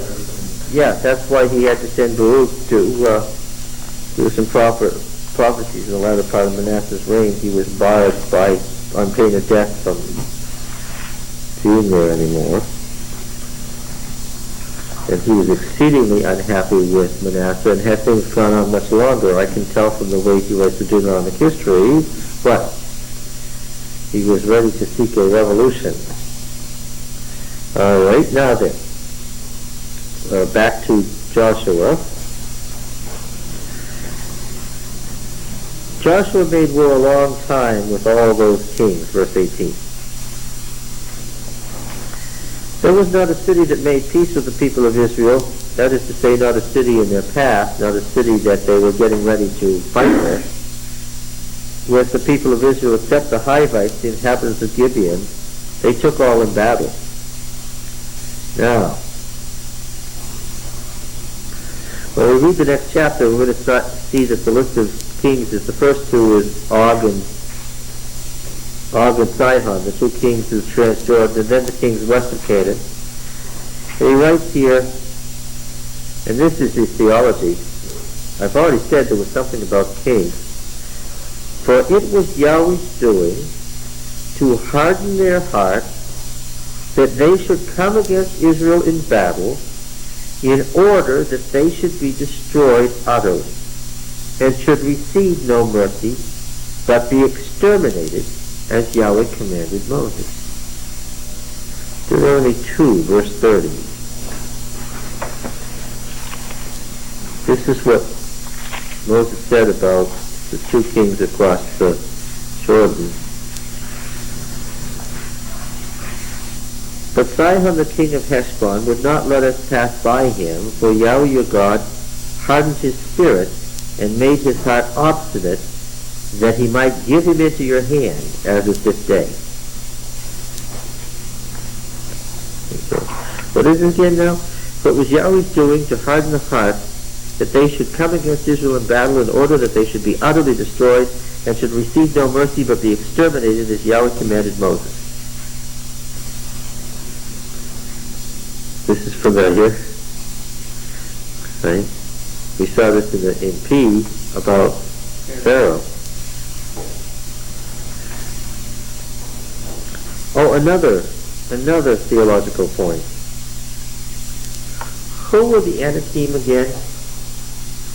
We read verse after verse in Deuteronomy. We compared verse to verse, and what did we discover? What were they? The giants. Descended from the evil divine beings. Descended from the evil divine beings in Genesis 6. They were the last of the race that was supposed to be destroyed by the flood. How did they pop up after the flood? I don't know. That's not an issue. The point is, who are the Anakim? They're the race of semi-divine beings that resulted from the intermarriage of the Sons of God were the daughters of men in Genesis 6. Yes. I estimated that just covered, or in the last couple of years, and covered maybe 53 years old. Yeah, well, I don't think that there's anything about the 6,000 years. Somebody certainly could be 5,300 years old, from our viewpoint. Would have to be, especially if the genealogies in Genesis 5 and 11. Well, I don't think the flood was that recent. 5,300 years ago. And we're talking about writing in 3000 BC. Written history. 3,000 years of written history exists before Christ. So that's 5,000 years right there. Remember the argument of the Essenes about knowing that it's time for the Messiah. How do you know that it's time for the Messiah? It's 6,000 years old. Yeah, the world is 6,000 years old, and it's time for the 7,000 years, which is the Messianic age, to dawn. That was the standard argument. Okay. This is retrojection, is what you mentioned. Yes. Standard biblical chronology. That's right. That's basic stuff. That's been around for quite a while.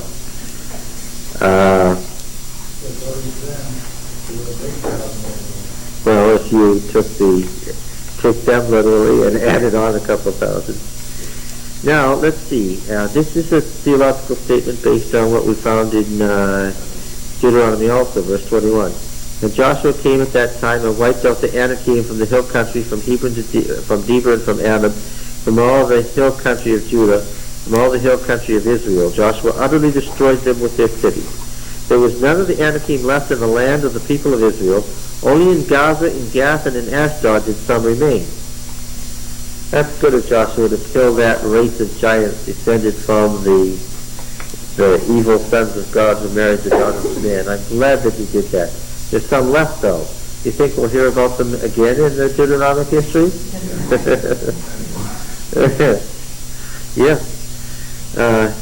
So Joshua took the whole land according to all that Yahweh had spoken to Moses, and Joshua gave it for an inheritance to Israel according to their tribal allotments, and the land had rest from war. We're going to find out more about that momentarily. This statement, the land had rest from war, of course, is a theological statement that we're going to see again later. Really, the narrative continues in chapter 22. The land had rest from war, 22:1. Then Joshua, 22:1. There's an insert here.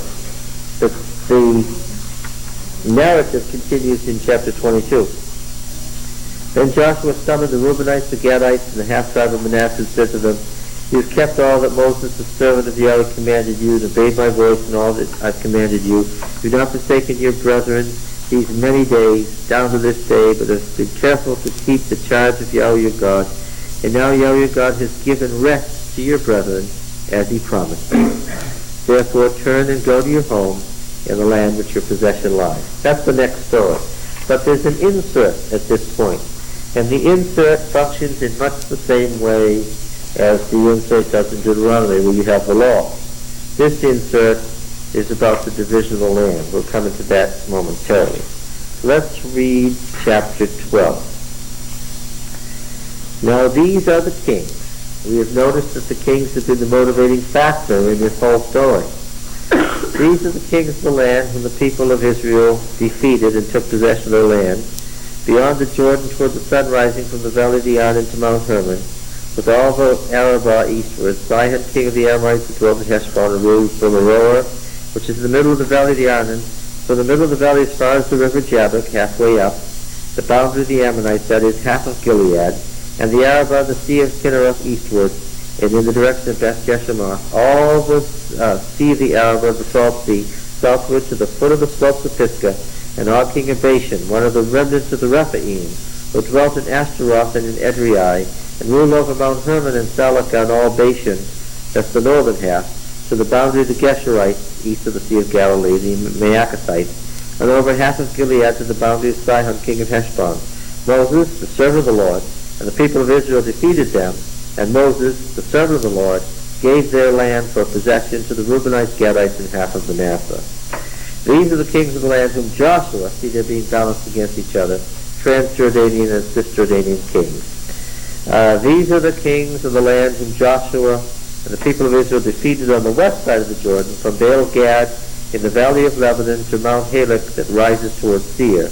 And Joshua gave their land to the tribes of Israel as possession according to allotments, in the hill country, in the lowland, the Arab, the slopes, the wilderness, the Negev, the land of the Hittites, Amorites, Canaanites, Perizzites, Hivites, and Jebusites, the king of Jericho, 1, Ai, Bethel, Jerusalem, Hebron. I noticed that these are in the order that they appeared in the narrative. Yarmouth, Lachish, Eglon, Gezer, Deber, Geder, that is Gerar, doubtless, that's just a mistake, because the D's and the I's always look alike in Hebrew. Hormah, Arad, Libnah, Adullam, Makkedah, Bethel. That's interesting. Bethel's in a strange place in the list, and we never heard about Bethel, did we? We heard about Ai. Yeah, we heard about that. Back here when, but it's between Bethel and Ai that they lay the ambush. Yeah, it doesn't say anything about destroying the city of Bethel, but it becomes a temple city very quickly.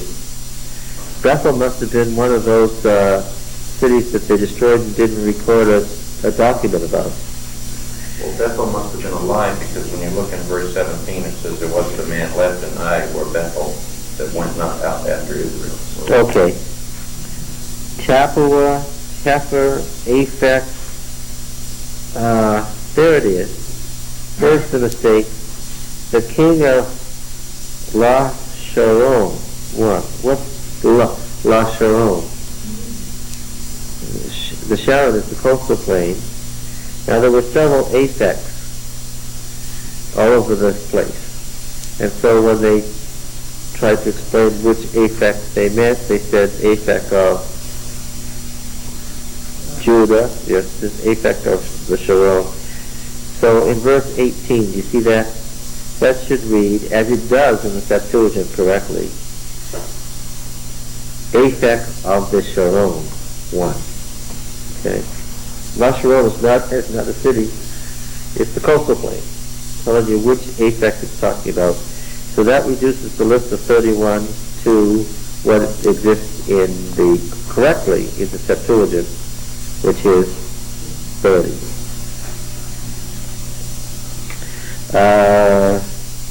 Madon, Hazor, Shimron, Akseh, Ta'anak, Megiddo, Kadesh, Jokneam in Carmel. See, there's another example of where you have the same town name twice and tells you which place it is. It's Jokneam in Carmel, just like the other one. Dor in Naphas Dor, same thing. King of the Goyim, the nations in Galilee. Tirzah in all 30, as it reads in the Septuagint. Okay. How did they try to join when these people are trying to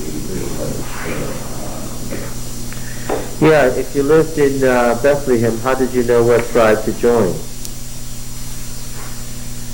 When the Judahites came and conquered Hebron and Jerusalem, what family did you belong to? You were now Judeans. That's the answer. If you lived in Shechem, what did you become? No, you weren't Shechemites, you were what? Oh, Benjamin. I said it a number of times, what tribe does Shechem belong to? Wouldn't it be one of the bigger tribes, since it was Joshua 17. Texting me here, right? 17, this is a good example of answering your question. Joshua 17 and verse 1. Then allotment was made to the tribe of Manasseh, for he was the firstborn of Joseph. To Machir, the firstborn of Manasseh, the father of Gilead. Now what is Gilead? Yes, where is it? It's the northern half of the Transjordanian area we've just been looking at. Reuben, Gad, half the tribe of Manasseh were across the border, so now on the other side of the river. And now we find that Machir is the father of Gilead. There's a good example of genealogies, political genealogies. Do you remember the very first one we encountered when there were so many frowns and puzzlements on your faces way back in Genesis 10, the table of the nations? And I said, this is not a genealogy, it's a description of the politics of the period of the empire. My, they were concerned. People didn't know if they'd gotten themselves into some sort of heresy. But that was those who had already survived Genesis 6, the sons of God, and the daughters of men. If they're going to have a heretical statement, I wish they'd put it further into the Bible in Genesis 6. To Machir, the firstborn of Manasseh, the father of Gilead, were allotted Gilead and Bashan because he was a man of war. It tells you that Gilead is a place. The allotments were made to the rest of the tribe of Manasseh by their families. And here are their families: Abiezer, Helek, Asriel, Shechem, Hefer, and Shemida. These were the male descendants of Manasseh, the son of Joseph, by their families. And those aren't male descendants, those are names of cities. I don't think that's that way. It's written like that. No, that's exactly what it says. I'll take another crack at it. I'm kidding. They express relationships, political, military, religious, in what terms? In terms of a genealogy. Remember? No. Oh, you weren't there then. Okay. All right. So, people in Shechem become Manassites. They're grafted right into the genealogy. So it's certainly a short way to stick them all in there. Yes, they're all descendants of Abraham now. Right? I was just thinking, so the Jews, I mean, who are they? They're just a whole bunch of... That's right. Who are the Jews? They're Semites, descendants of ancient Semites. Yeah. It's not like... That's why you use Semites. anti-Semitism. Yeah. Yeah.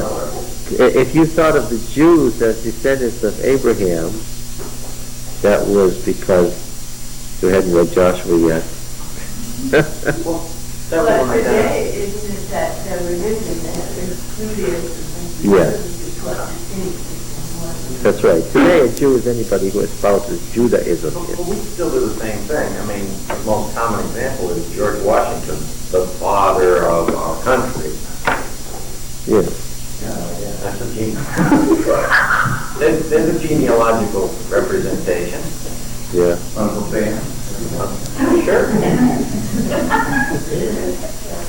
You're on a roll, Don. Yes? I got it. I know you're talking about. Yeah.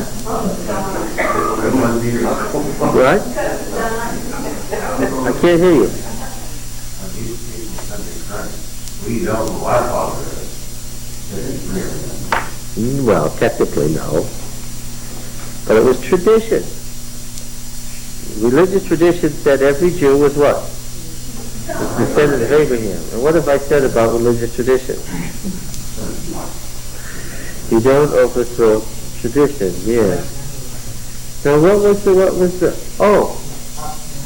the greatest city in Palestine was Hazor with over 200 acres. In fact, I think it was 222. And since many cities...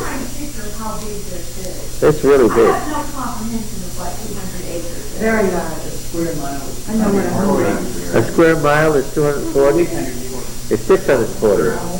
Third of a square mile. Does that make it plainer? I mean, like from Main Street in Lancaster, how far? Yeah, from here down to the town hall, over to the Langdon Road. I think it's perfect. Well, when we take our trip to the Middle East as a class, we'll go up to Hazor and we'll just walk around, and you remind me that you couldn't picture it then. Then, I don't know, the summer after next. All right, now, let's see. I need you to do some reading. I've got to have you do some reading. You've got to do some reading, all right? This is a textbook. We bought this book and said this is a textbook. Now we're going to actually use it, our investment. What is that? This is Bright's History of Israel. I want you to read the part about the conquest. No, I might as well read the whole chapter. Exodus and Conquest. You really got to read it this time. Without further ado. Chapter 3, Exodus and Conquest. Okay? Now, this is the other textbook. Aharoni's Land in the Bible. Alright? It would be worthwhile to read the background so you know what he's talking about, which is chapter 1, the general setting. A lot of that you already know, the bridge between the continents and all that kind of stuff. Chapter 2, the land of many contrasts. 3, roads and highways. These are very short chapters. Chapter 4, boundaries and names. How do you know same name? I don't think I want you to read all about the Egyptian sources, the Palestinian sources, and so forth. But I would like you to read Israelite Conquest and Settlement, Part 2, Chapter 2. In my book, it begins on page 174. Read right down through the Judges and the Philistines and everything. Israelite Conquest and Settlement. This next section is going to be much easier if there are some folks with some general knowledge in this class. Alright. Questions, comments? What is it? Yohanan Aharoni. Is it? Can you spell Aharon in English? Aaron. Aharon. Aaron. Add an I to it, and you got Aharoni. Just means little Aaron.